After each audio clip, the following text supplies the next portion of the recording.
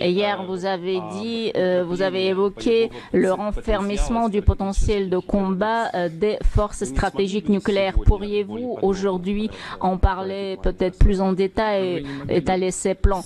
Pourriez-vous formuler peut-être plus précisément votre question?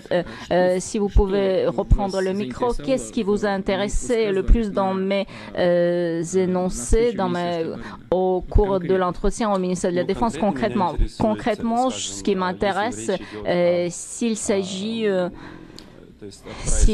de la production de nouveaux types d'armements nucléaires, bien sûr, nous savons bien sûr que c'est un travail très difficile sans les essais nucléaires qui sont interdits et peut-être vous n'avez pas peut-être pu réagir à la déclaration d'hier de M.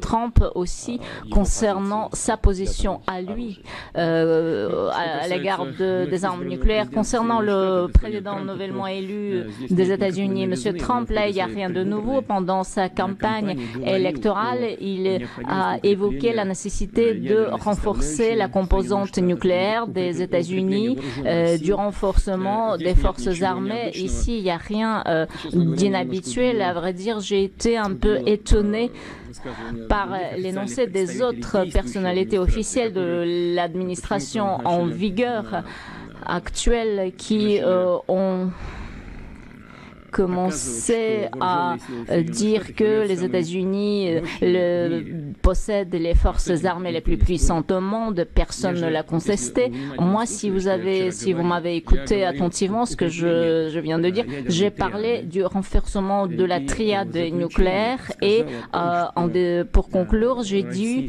que la Fédération de Russie aujourd'hui est plus forte que n'importe quelle, attention, je souligne le mot agresseur potentiel.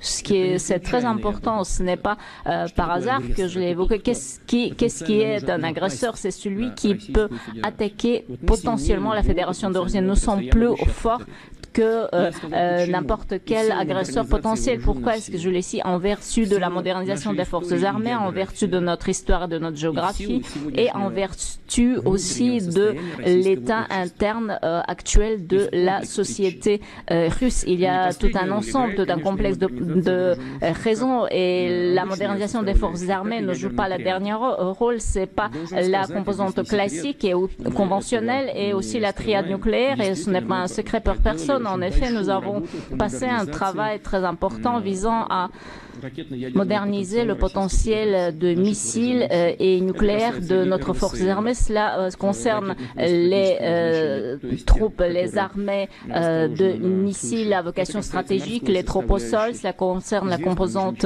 la marine.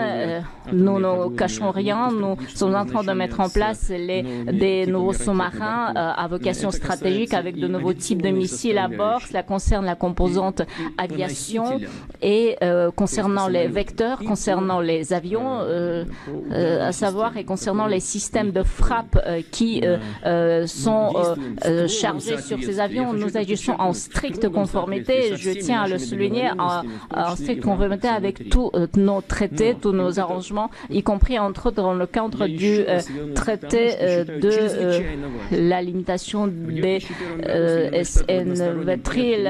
En 2001, les États-Unis ont quitté unilatéralement le traité sur la défense antimissile, et c'était le traité qui était la pierre angulaire de tout le système de la sécurité internationale. Et nous, j'ai dit que nous devrions réagir de telle autre manière, nous devrions perfectionner nos systèmes de frappe pour dépasser nos systèmes de la défense antimissile. On nous a dit que vous faites ce que vous voulez, nous partons du fait que ce n'est pas contre nous. Tout simplement, nombreux considèrent ne pas y faire attention, mais ce qui se passe ce dont nous avons convenu par tacite arrangement, sans aucun document signé. Rien de nouveau ne s'y passe, mais pourquoi les personnalités officielles de l'administration en vigueur, en cours, ont commencé à dire qu'ils étaient les plus puissants, les plus forts? Oui, en effet, quant aux missiles et des sous-marins et de de porte-avions et ils en ont beaucoup plus. Nous disons que tout simplement nous sommes plus forts que n'importe quel agresseur et ces temps-ci.